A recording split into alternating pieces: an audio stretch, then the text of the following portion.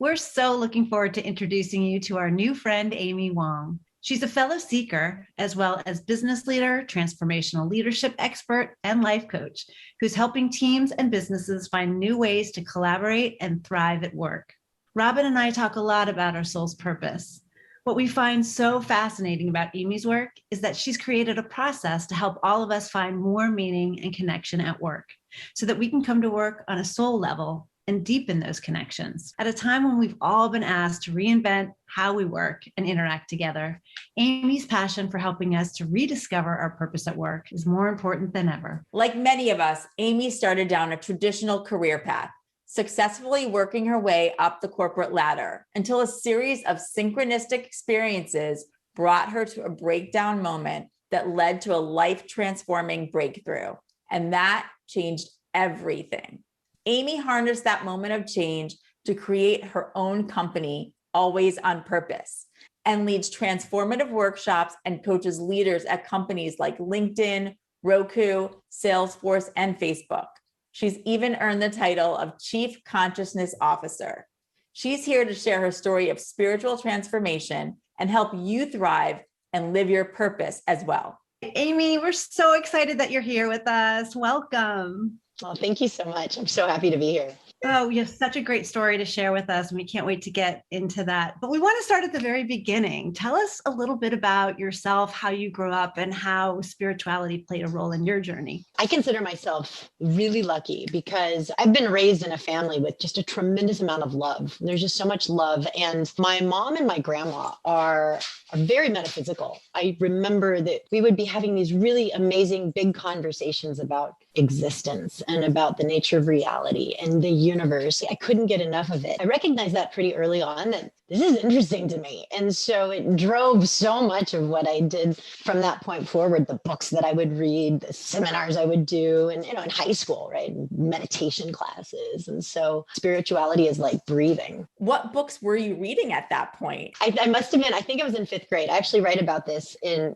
the book that I just finished. And I was in the public library with my mom and I stumbled upon Thich Nhat Hanh. I remember being intrigued and pulling it out and just completely falling in love with it. And that set me off on this journey to find more books like that. And so it ranged from all aspects. So it was, Thich Nhat Hanh and then Wayne Dyer and then Krishnamurti and Deepak Chopra and Louise Hay was big in our family, right? So all of us had copies of how to, heal your life. So I mean, just a full range of all of those things. I mean, 5th grade. How did that lead to what you decided to study and go into right after high school? Spirituality was just always in the background. And it wasn't anything that it was like, it's something I have to go do. It was just happening. What I find really interesting, and it's completely synchronous, looking back, I fell deeply in love with mathematics and completely fascinated by mathematics, passionate. In fact, in high school, it was a combination of that seeking mentality, and I get it now, right? So I fell in love with math because it's the language of the universe. And the thing about math is it's objective, right? There is no gray area. You can get to a place where you present something and it's irrefutable. Let's take all of this abstract information, find patterns in eating, and explain it in an irrefutable way. Like, that's amazing to me. I think it's amazing that you were so passionate and were able to follow that. I think a lot of young women were not interested in science. And I have to tell you, I have to give my dad mad props for this because this didn't just happen and it wasn't something I was born with. I was put in school at a young age. I was 4 going into kindergarten. I felt like I was one step behind all the time, socially, academically. And by the time I got into junior high, I remember doing pre-algebra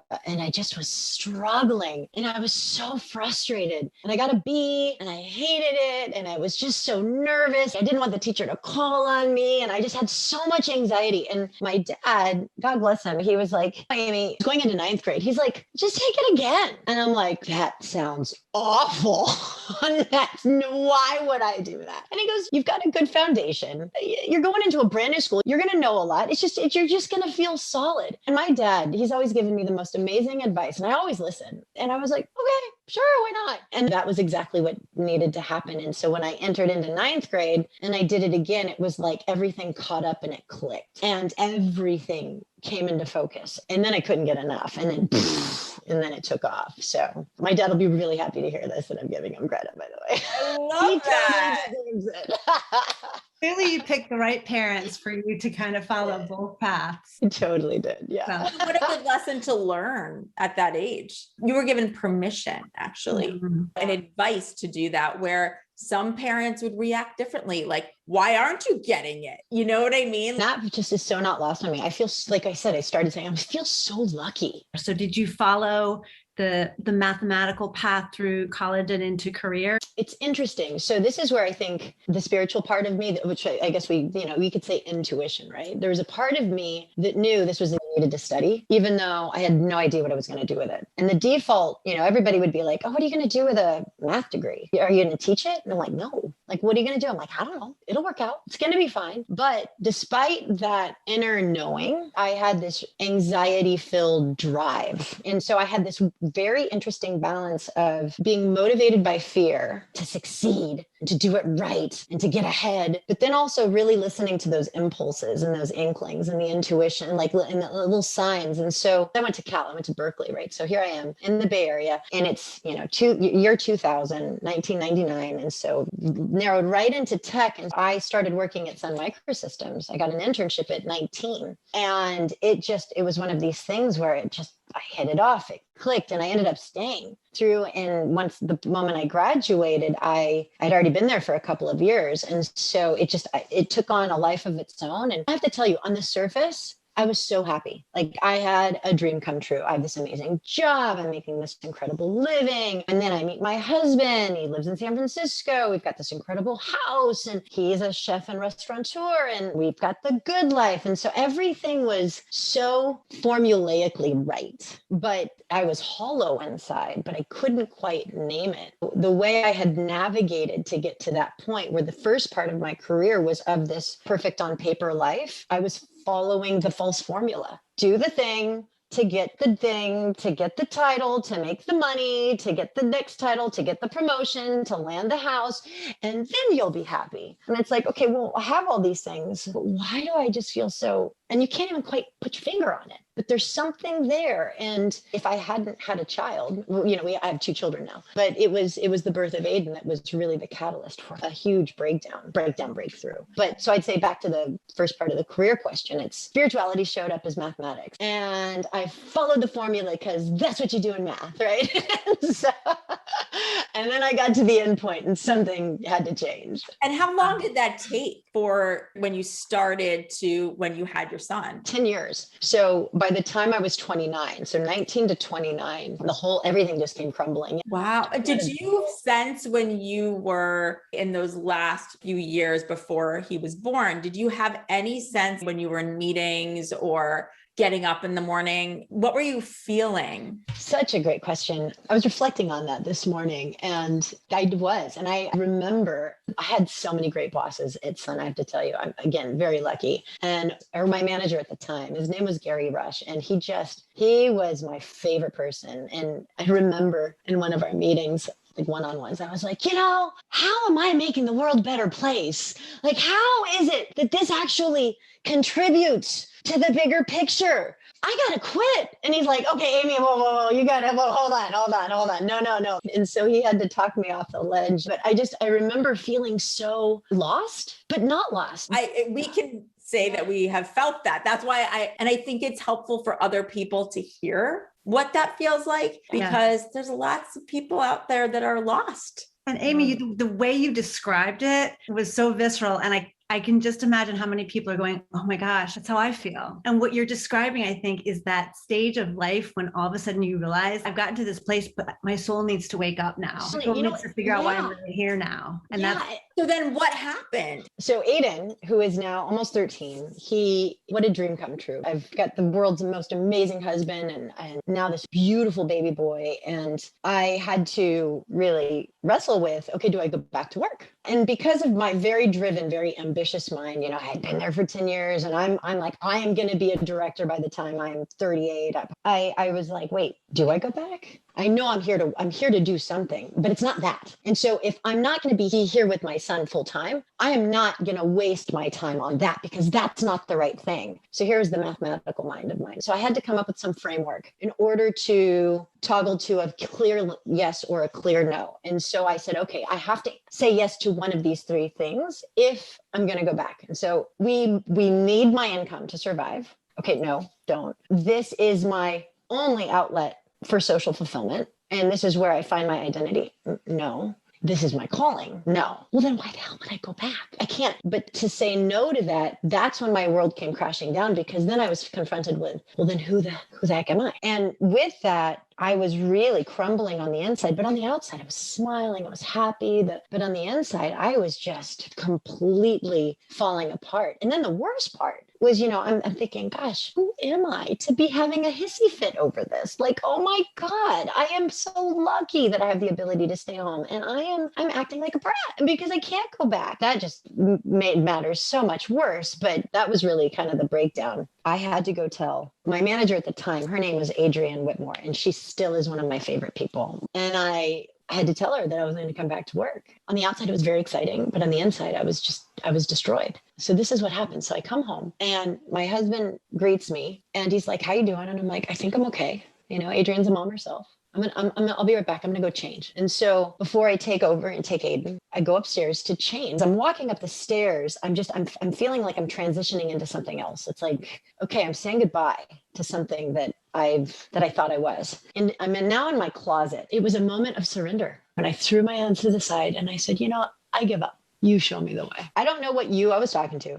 I don't know what compelled me to do this, but I did. And it was immediately answered. And I have no words to describe this. But it felt like I got hit with lightning, not in a painful way, but every cell in my body reverberated with a truth, a shot of a knowing that wasn't words, but the words were, you're going about it all wrong. It's not about figuring it out. It's about feeling it out. And that literally, it was like a quantum shift, changed me in a moment. And I emerged in that moment, a totally different person. My life was completely different that next second on. I kid you not. I have the chills. It's not about figuring it out. It's about feeling it out. What were the next steps after that? The moment this hit me, right. So, okay. Then what this means in practice is I will not follow an idea. I have to wait for that feeling of inspiration. It's that, and I know, not it's a good idea. This makes sense. This sounds right. And so I made a commitment to myself in the closet, and let's just see where this takes me. Let's just see where this goes. It was the most effortless, delightful, synchronistic series of events over a very short period of time. It was like, and the next thing I know, it's like, wow, okay, here we are. And this is my life now. Yes, of course. But it takes practice to discern between the thought and the feeling. So that was 10 years ago. So because I am so intent on following the impulse, because I've decided this is a sign from me to me that this is the path of least resistance to where I'm headed. I've just got to follow it. So I'm in the midst of reading. Next thing I know, it was like, you need to look up the author right now. It wasn't like I'm having this dialogue. It was just that, look this author up. So I do. So I pull it up and I'm like, oh, he lives in Massachusetts. And he's doing a lot. Events. That's interesting. I click on events and I scroll down. So now, mind you, I'm in San Francisco. He lives in Massachusetts. Events. I forget what day it was, but it was like, oh, that's today. He's speaking at the church down the street. I'm like, oh my gosh, at the Unitarian church tonight. And so I was like, oh my God. And so then I look a little further down and then it says that he's speaking at the Science and Non-Duality Conference in San Rafael the next month. And then it's that feeling. So this is what I got good at for listening for. It's this feeling that I can feel here. So I look it up and I get that feeling again. I gotta go to this. And I'm thinking, but am I the right audience? I'm not a physicist. I'm a new mom. So I email the organizer. He emails me right back. My email to him was, hi, you don't know me. I'm looking into your conference. I don't know if I'm the right audience. This is fascinating to me. I just want to double check, is this appropriate for me? I'm a new mom. He emails me right back going, I'm comping your ticket. And so I came in and then I started transpersonal psychology. Never heard of this before. And it was very quickly, it was just the path was so laid out, but it was just by listening and then following it. I get so far down the path so quickly that I tell my husband, Arnold, I'm going to get my master's in transpersonal psychology. And he's like, what are you going to do with that? I'm like, I don't know. And he goes, are you licensed for anything? And I'm like, nope. And he goes, what are you going to do? I don't know. It's going to be great. That's hilarious. Just before we leave this topic, can you Yeah. just tell for people who might not know what transpersonal psychology is? You know, when we think of psychology, psychology tends to be the study of the mental behaviors and the mental processes and mind. And transpersonal psychology extends beyond the confines of mental processes and takes a look at the system. And it's taking a look at consciousness. It's taking a look at how we are arising, you know, in humanity and what this has to do with our psychology. So psychology in its traditional sense is an aspect, but in transpersonal psychology, it's much bigger. So you're looking at consciousness at the womb. You're looking at studies in prayer. Altered states of consciousness.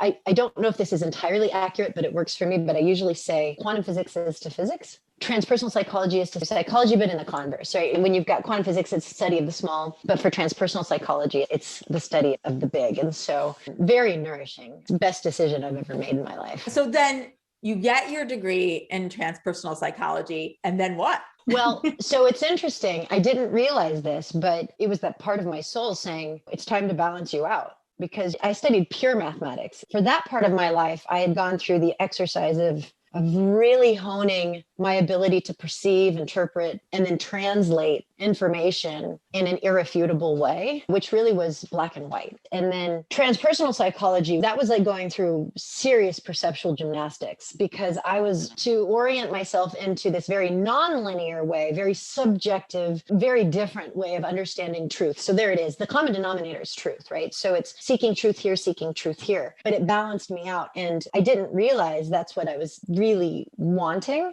in the process of going through this graduate degree. Coaching emerged as a possibility. And then it was just so clear. I'm like, oh my gosh, this is what I've been gearing up for all my life.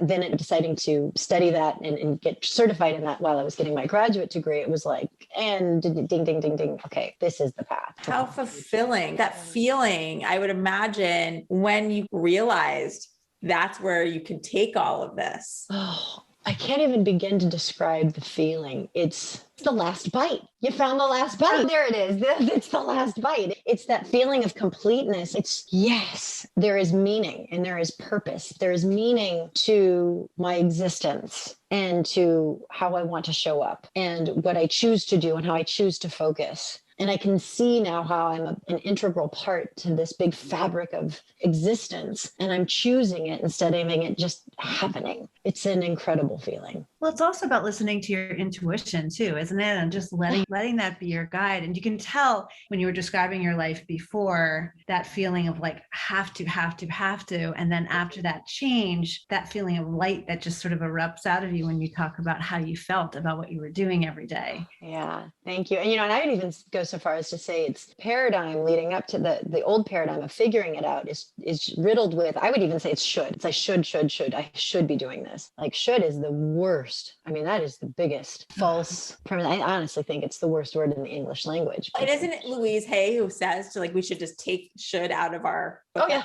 yeah. Isn't that interesting that was part of your upbringing? Totally. And that was like infused in you. And so now you're helping to teach others that there aren't the shoulds. Take should out. Take should out. Yeah. I mean, this is such an amazing big conversation. Well, and I just think there are certain things like talking about the word should, or Karen and I talk a lot about energy that people just don't even, that would never come to mind, that should isn't such a great word to use. And it's helping somebody who's listening right now who never thought about that before. Stop using that word and see how it goes. Well, and to do that, to your point, you have to take a step back and say the only way you're going to be able to execute on this is to notice the feeling, because it's not the word. Exactly. Right? It's the energy behind the word. And so great point. Yeah. So I'll just tell you really what's going on. The reason should holds us down. It's because what is in our focus, if we're using the word should, our noble self is convinced we're looking in the direction of what we want and what we want to feel. Like, so over here, like, let's imagine everything you want is on this side of me. This is love and abundance and joy. And here's on this side of me is everything I don't want, which is rejection and debt and missed opportunities. If we're using the word should, what's happening is our noble self really wants to think I'm moving in this direction. I should go to the gym. I want more health. No, not at all. If you're using should, what's happening is what's most in your focus is the stuff you want to avoid, and you're pushing against it. And so you're using resistance in order to move in the direction of what you want. And that's why should holds us down. It's because we are focused more on the negative consequences than the actual desired aspirations and desire. And it's so silly because it's like, should according to who? Can we shift and talk a little bit about your book and Always on Purpose? And how did that come into being as a result of this journey that you were on? A complete series of synchronicities that Always on Purpose came to be. I was just finishing certification as a coach. I am wrapping up my master's. It was so exciting and so amazing and delicious to be thinking of just creating a practice. And so the overwhelming question was, what am I going to call it? I'm sitting with the fact that it's not quite hitting me yet. And then out of nowhere, I get this massive surge, like just this impulse to read Wayne Dyer. So I look it up and he's got a new book. I'm like, this is great. I'm going to get his book. Now, because I've got an infant, I'm not reading so much these days. I'm listening to the audiobook. So I buy the audiobook and it just so happens we're going off to vacation and I start listening to this book. I listen to it on the plane and I'm listening to it and I'm like, I'm like at all. I'm like, And so, but then there's a part of me that's like, well, you really have this urge to read it. Just stick with it, Amy. Just stick with it. And I'm like, okay. Literally, I was just about to turn it off. He said something of the effect of Always on Purpose in 2 broken sentences. And it just went, whoa. And I was like, that's it. That's the name. I was like, thanks, Wayne. Didn't finish the book. Tell us more about it. It's an understanding that there's so much more going on. Always on Purpose really is, it's this relationship we have with ourselves dictates everything. And this relationship we have with ourselves, now, as cliche as that sounds, it is so deep and it is so important. This relationship dictates the lens that we look through, which gives rise to what we see, how we perceive, the beliefs we hold, the thoughts we think, the actions. So it creates all of reality. It creates all of our reality, this relationship we have with ourselves. At the heart of Always on Purpose, it's really recognizing that if we want to do any work, it's this relationship you have with yourself. While there's no formal process, it's a fluid conversation in order to shore that up and create the transformation in the life, the work that one wants to have. Robin and I were talking the other day about how now more than ever, I think everybody's really stepping back and trying to figure out what they really want to do at work and how does that align with their purpose. I bet if you did a survey of people today, a good percentage of them would probably say they're not living their soul's purpose at work. Yeah. So how do you talk to individuals and teams about that, Amy? And how do you help them face what you did one day, which is like, gosh, this is not where I should be, or this is how I might be able to improve my relationship with my career and bring it more in alignment with my purpose? You know, we need to be asking ourselves, instead of what do I want to do, we need to ask, what do I want to feel? And so a lot of our discontent, in a professional way, stems from the fact that we're really good at pointing out what it is we don't like doing. And so we focus on that. And so we get stuck there because without really identifying what we want to feel, we can't get clear on what the doing is. That's the first place you want to start. And then we have to kind of decide what purpose means in general, right? Because purpose, there is no objective definition for purpose. And I honestly think it could be such a loaded term for people. When we hear the word purpose, it just feels so big and ominous and I've got to go find it and I need to go solve world hunger. And it's purpose. And for me, what I've decided is it's a moment by moment practice to follow that feeling of life being kind of infused into me as a result of something I'm focusing on or thinking about. And so the only way to live into one's purpose is to feel into it, but you have to take that leap of faith, recognizing that there's no strategy that's going to get you there. It's just following that feeling. And so for anybody that really wants to get better at this, it's 1, start asking the question, what do I want to be feeling? And then 2, commit to listening for, feeling into, and honoring and acting on those feelings. So even if it's like, oh my God, I can't stop reading about horse stables. I have to read about horse stables. It's like, okay, go read about them, right? And then you're like, I need to go to this conference on technology. Go do that because chances are there's someone there with something there that's going to introduce you to this, to that. And it's really allowing yourself to navigate in a totally different way. Well, and it doesn't have to be radical transformation overnight. right? Like, Oh God, it no. can Right. be just like, it can be just looking for those simple things in the day-to-day experiences and recognizing maybe your purpose is not to be the executive vice president of the company. Maybe your purpose isn't even to rise even one level. Maybe your purpose is really just to make the others in your group happy, to bring that, little bit of light to the meeting every day, to be the listener to someone who might need some advice, explore the other things that are out there that are going to light you up, that you can maybe work your way towards. But even in that day to day, I think there's so much sometimes that we don't recognize that we can do right where we are, that are just those small little steps that figure Karen, out. I love this so much. Thank you for pointing that out, because the way I tend to think about it, it's not so much what's my overarching purpose for the rest of my life. It's like, what's my purpose today? Well, you work with corporations and businesses and help them infuse this idea into their culture. The entry point for me has been the topic of trust and communication. Over the past 10 years, I have become incredibly passionate about communication. Just by becoming very fascinated by it, I've explored it in all regards. And so I ended up getting certified in conversational intelligence, which just completely opened me up to an entirely new understanding of even what always on purpose means. And at the heart of what is truly interesting to me about communication is that it's all about trust. As humans, we are hardwired to belong. Belonging is experienced by this dynamic of communication. And the way we can ensure this sense of belonging is if trust exists. Without trust, nothing is possible. And so trust is such an important and vital, necessary component to success. And we so need to be putting a spotlight on it. And so for a lot of the organizations out there that are kind of waking up to, it's not enough to be transactionally excellent. We need to improve our communication practices, and maybe we need to improve the level of trust in our culture. That actually might really help us. Now, trust and the ability to communicate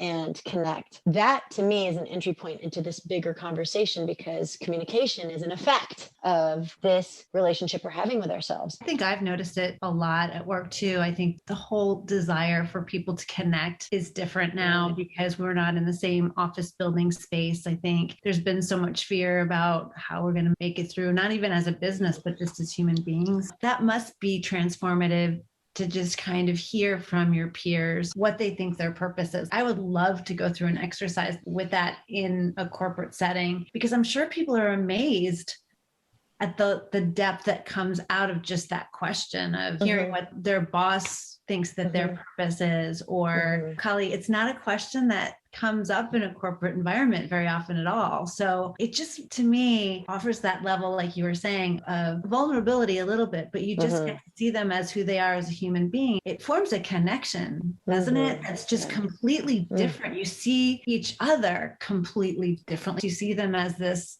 human being that is looking to achieve something in their life. Well, a human being with a soul. Yeah. I mean, that's it. It's a way of creating a tremendous cohesive community, right? Because they know each other, they know one another on a level beyond the work. It's like, I know you, like you said, Robin, I know you as a soul, part of this incredible thing called life. You've talked about relationship to self. How can somebody really work on their relationship with themselves? So, gosh, this is the ultimate conversation. So the relationship with self is, how do I resonate? Who do I know myself to be? That's relationship with self. And so all of us have stories about, well, I am smart and I am this and I am that and I am good at this and I am that and this is what I do. And while all that might be things that you focus on, there is something deeper at the core, which is at the core of all of that, there is a whole and complete being that is completely pristine, not faulty, not inadequate,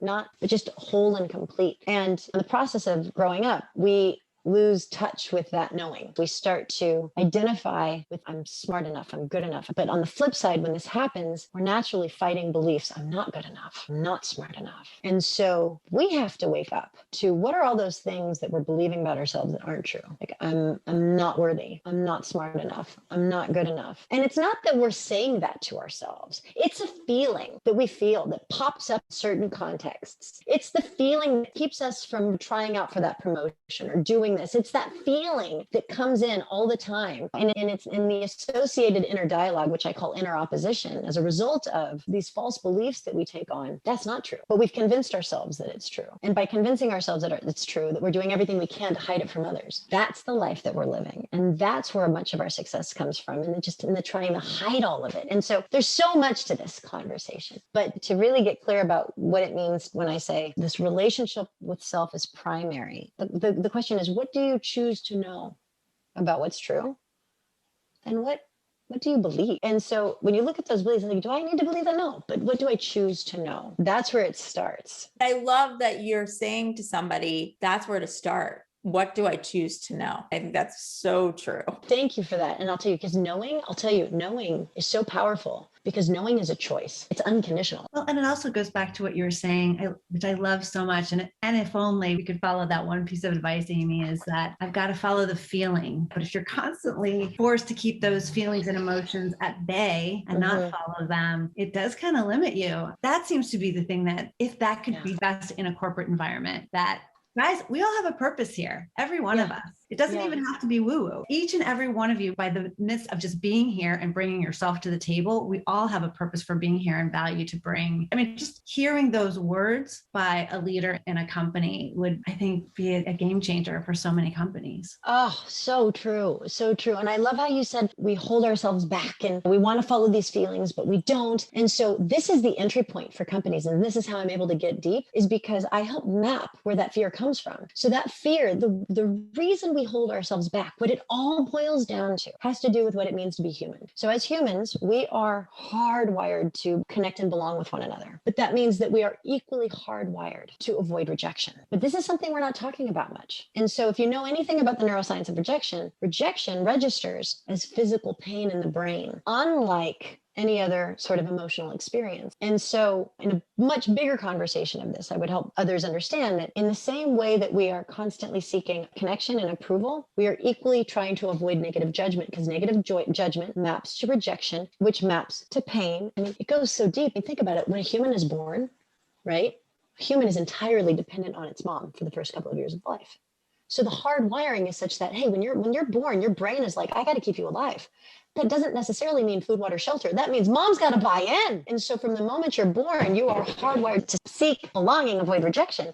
And so it's a hard wiring that exists. So what it all comes down to, we are deathly afraid of rejection, which is judgment, humiliation, all of that. It's the thing that keeps us from really doing the work. But unless we know this, we're not able to do much about it. I've never really thought about it in that way. I haven't thought about rejection as physical pain, and that we're hardwired from the time we're born. I mean, it dictates everything. I mean, look, just think through your day, think through your week, and notice that everything that you do and everything that you don't do is predicated upon getting approval and avoiding disapproval, seeking safety, social safety, and avoiding lack of social safety. How do we start to work on that feeling of rejection? And is there a way to work on not having that be such a roadblock? Totally. So it first starts with recognizing that all the beliefs you've formed about yourself, such as I'm not good enough, I'm not smart enough, are ways of surviving perceived rejection. And so that way you can go and navigate so that you don't bump into it again.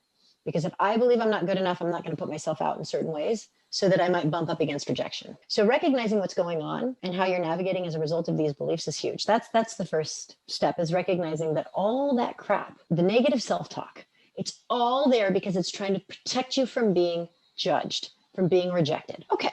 And it's happening for me, and it's happening for you, and you, and you, and you, and you, and you.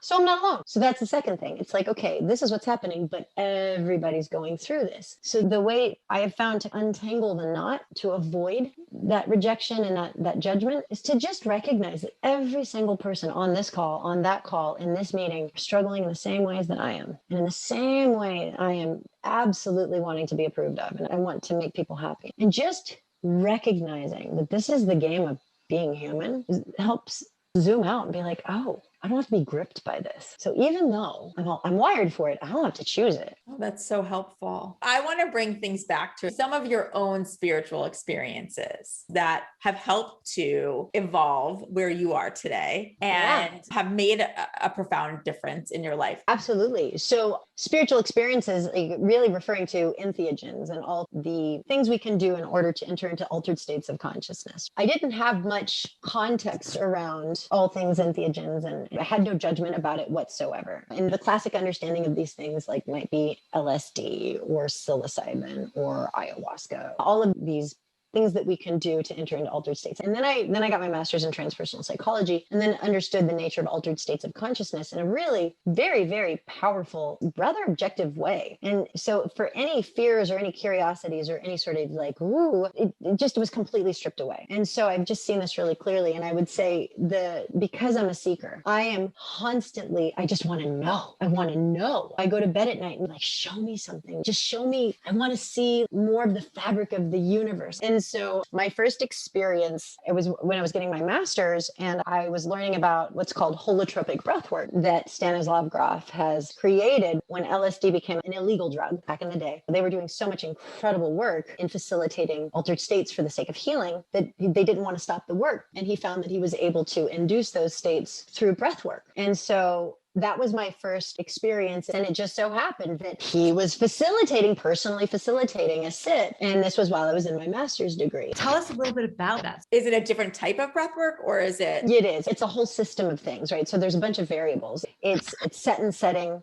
There's a tremendous amount of intentionality. And typically with holotropic breathwork, you have a sitter, you have someone there that's there to facilitate and to be with you through your process. Lighting and music, so sound, contributes tremendously to the experience that you end up having. So it's very intentional, very beautiful ritual ceremony that you enter into. It's the process of breathwork. It's a very specific way of breathing to really induce an altered state. And you have a sitter to be there to work through anything that might arise. And so holotropic breathwork has been known to produce your birth experience. And so then you end up rebirthing yourself. And there have been so many amazing stories when you read about the nature of holotropic breathwork. There are people that can recount like, oh, and the nurse that delivered me was wearing this smock, and it's details that were never shared, but have been validated. It's wild. It's so cool. It takes a lot of effort. It takes a lot of work. And then you enter into an altered state. I've done ayahuasca, and I remember telling the shaman that was harder than natural childbirth. And he was like, really?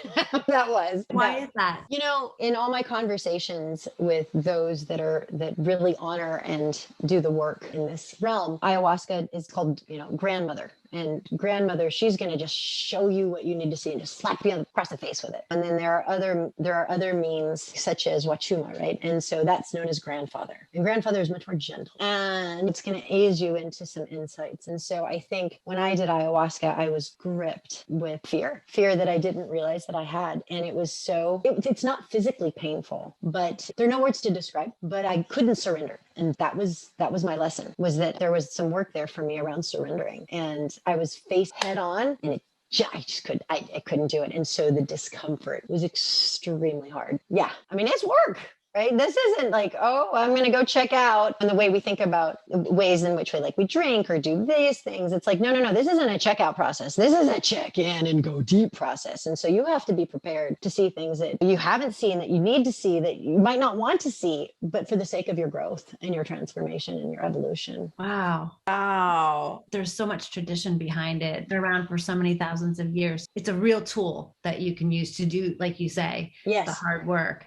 Yes. But it's like everything that you've been talking about, Amy. I mean, everybody's journey is going to be different. And I think the fact that you have taken a lot of leaps, big ones, you did the work saying, I'm really going to follow this belief that I have, that I am here for a purpose. And that if I follow my intuition, if I follow what's really deep within my soul, that I will find that. And clearly you've done that, and you've been able to help people do that. And so is there any tool that you use on a daily basis, or anything that has been specifically transformational for you that you use continually that maybe you can recommend to other people who are trying to find their purpose right now? Yeah. Gosh, I have so many. One that comes to mind, it doesn't directly map to purpose, but it creates the clearing for inspiration to come, which maps to purpose, right? And so there's no formal name for this, but I tend to call it change the channel. The premise is this. So here we are in our day-to-day, and we have this emotional reality that we are contending with, that we might be aware of, we might not be aware of. But if we were to think about all the emotions we could ever have, the truth is we want to feel good. We don't want to feel bad. So if we were to split up, good feelings from bad feelings, we want to be over here in the good feelings, right? We want to feel good. And so the first thing to recognize is that whatever we focus on creates our entire reality, conscious and unacknowledged, right? So we could have an unacknowledged focus that we don't even realize we're focusing on it. The truth is, whatever we're focusing on totally dictates how we feel. So if we want to feel good and we catch that we're feeling bad, we got to do something about it. And it's as simple as this. Have you ever been at the end of the day where you turn on the TV because you just want to relax? Like, oh, okay, I just want to veg. So you turn on the TV and let's imagine that an axe murder horror show pops up, right? And I don't know about you, but I do not like horror at all. And so if you're like me and that pops up on the screen, what do? You change the channel, right? Because it's like, oh my God, I don't want to watch that. And so you immediately change the channel to something that feels good because you know that that is not how you want to feel. And so you deliberately change the channel so that you feel better. Now, we know this when it comes to the television, but we completely forget that we have a remote control in our hand about what channel we're watching. And what's so funny is that I think we become conditioned to this idea that just because it pops up in my mind, I have to watch it because it's there, which is akin to, I'm going to turn on the TV. Oh, it's horror. And I didn't want to watch a horror and I'm going to have to watch it now.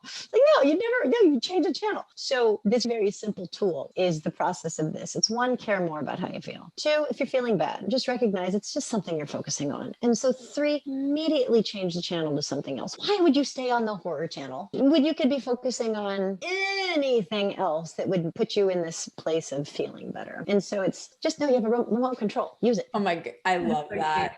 I feel like so many people can use that analogy. My mom used to say that all the time, just change the channel. And some days it's easier said than done. Totally. That is true. But we have the power. We always have the power. We do. And we just have to, we do have to be reminded of that. For me, it's a 30-second dance party. I have certain songs when I need to change my mood. Well, I'll tell you, and this tool tends to be most helpful at 3 a.m. when we all wake up. I don't care how evolved you are. I don't care how enlightened you are. I don't know what it is about that 3 a.m. wake up where all of a sudden you're like, oh my God, did I say it the right way? Oh my God. And it's just every potential thing that could go wrong just floods my mind. I know this happens to countless people. So for me, this is where I use the tool the most. It's the moment I wake up and I catch myself doing that to change a channel. And so that's where it can be really powerful for a lot of people. Oh, I love that. I'm going to use that at 3 a.m. Where can people find you? Best place to find me, my website is alwaysonpurpose.com. And on Instagram, I'm Amy Elisa Wong. It's Eliza. So Amy Elisa Wong. And on LinkedIn also, Amy Elisa Wong. Well, thank you so much. I'm so grateful to now be connected. Thank you so much. What a gift. What a pleasure. Happy to be connected. So happy to be connected. I can't wait to get together in person when it's Me too. Yes. Thank you so much. Okay, we'll be in touch. Bye. Don't you just love Amy? Her book, Living on Purpose, 5 Deliberate Choices to Realize Fulfillment and Joy, comes out on May 24th, and you can pre-order it on Amazon now. We'll have the link in the podcast show notes and in our newsletter. As Amy said, you can find out more about her at her website, alwaysonpurpose.com, including resources such as a self-awareness practice, a resolve conflict guide, or even a preview of her book. That can all be found at alwaysonpurpose.com/resources. And she gave us 2 secret powers for this week. First, remove the word should as much as you can from your everyday speak. And second, use her change the channel practice. Also, you can find our weekly Mind Meld download in our newsletter. You can subscribe to our newsletter at seekingcenter.app, and you can reach out to us there as well. Plus, follow us at @SeekingCenterOfficial on Instagram. Hope you have a wonderful week, everyone. Thanks for listening. Hey!